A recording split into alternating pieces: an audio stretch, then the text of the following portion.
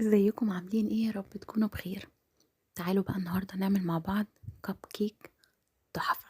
طعمه جميل جدا، كل اللي ضايقه عجبه جدا، هش وطري، والكريمة بتاعته مظبوطة، وخطواته بسيطة جدا، ومش هنعمل فيها اي كلكعة. يلا نشوف هنعمله ازاي مع بعض. بس بفكركم لو اول مرة تشوفوني ما تنسوش تشتركوا في القناة علشان تشوفوا كل فيديوهاتي الجديدة.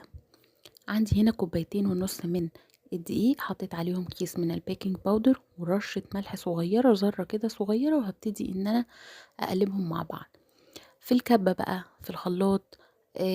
يدوي مفيش اي مشكلة. هحط 3 بيضات وعليهم كيسين من الفانيليا او نص معلقة من الفانيليا لو عندي فانيليا على بعضها، وهحط كوباية وربع من السكر، معلقة من الخل، كوباية وربع من اللبن، وممكن